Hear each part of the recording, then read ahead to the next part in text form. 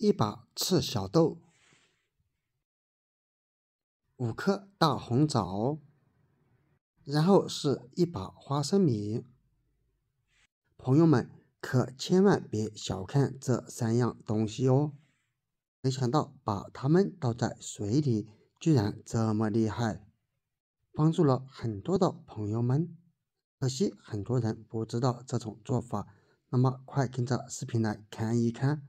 大家好，這裡是鵬鵬美食房。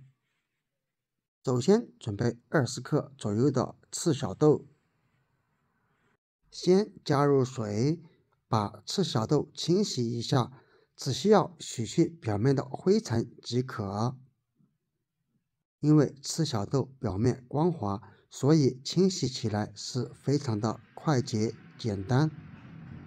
但是赤小豆它又特別的坚硬，而我們只需要把表面洗去過後，然後把赤小豆在水中給它泡一段時間，大約泡10到20分鐘左右，這樣有利於赤小豆更快的煮得熟爛。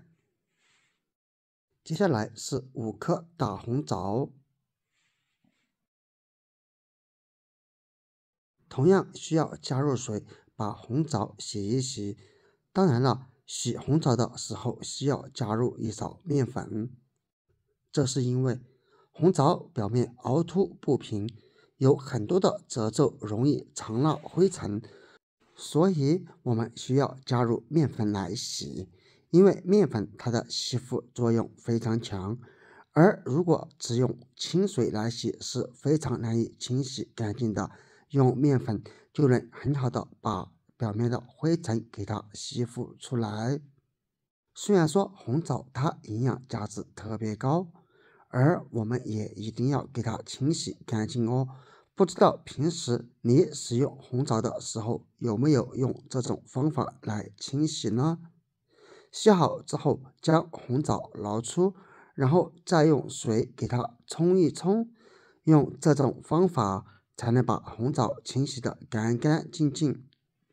洗好之後，把紅棗放入盤中備用。接下來，我們再包上一些花生米。花生我們這裡選擇使用生花生，因為生花生它的營養價值相對更加豐富。因為花生當中含有脂肪、蛋白質、碳水化合物、糖類以及鈣、磷、鐵等多種營養成分組成，所以在日常生活中有很多朋友都喜歡吃花生，並且花生它不僅僅可以直接吃，還能炒着吃、燉着吃、煮着吃等。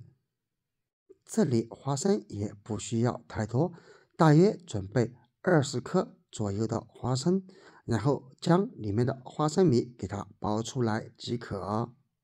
因為這花生是我們家自己種的，然後再來剝殼，所以這樣的花生相對比較乾淨。而如果平時你是從市場中直接買回來的花生米，那麼建議一定要用正確方法給它清洗乾淨哦。因為那樣的花生米其實它特別的髒，因為你摸摸我看看，因此花生米表面其實沾染了很多的灰塵和細菌。即便是像這種花生米是我們家自己包下來的，我們還得再給它清洗一次，洗去表面的灰塵。這樣一把花生米咱們就包好了，然後咱們加入水，稍許給它洗一洗，只需洗去表面的灰塵即可。有的朋友就會問了，我們剛好包的花生為什麼有灰塵呢？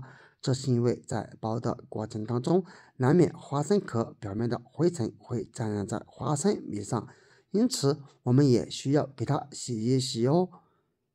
洗過之後，我們吃起來才會更加的乾淨衛生。洗好之後，把花生米撈出來和紅棗放在一起備用。現在咱們的赤小豆也已經差不多了，泡上一小會兒時間過後，我們再來給它清洗一下。這裡只需要找出漏勺，將赤小豆給它過濾出來，然後再用一勺清水給它沖洗即可。所有的食材準備好以後，我們把它全部倒入砂鍋中，先是赤小豆，然後是紅棗和花生米，接下來再加入純淨水，大約在500毫升左右。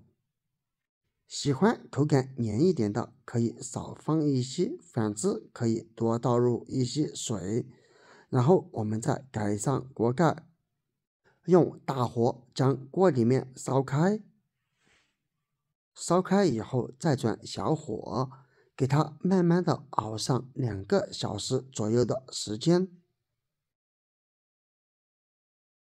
时間到了之後，咱們立馬關火開鍋。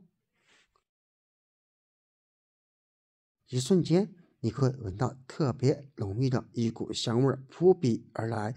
咱們用勺子盛出來看一看，無論是紅棗、赤小豆以及花生米，都已經被煮熟了，並且裡面的湯汁顏色也煮得非常的濃郁，說明這些食材當中的成分已經煮至湯汁中。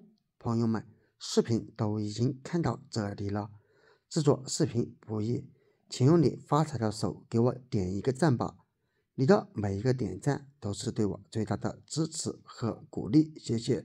然後我們只需要給它盛入碗中，盛上滿滿的一大碗，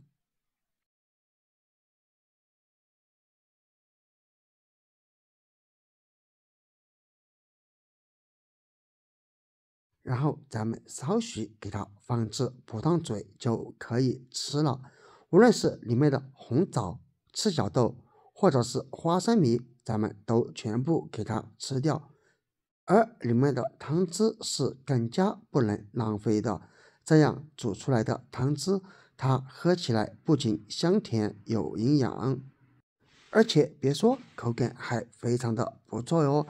當然，如果有的朋友喜歡口感偏甜，那麼在熬煮過程中可以加入一些冰糖來中和口感。朋友們不要小看這種做法哦，這樣吃一段時間過後，會給你帶來大大的驚喜。你知道它的作用嗎？可以分享出來。好了，本期視頻就到這裡了。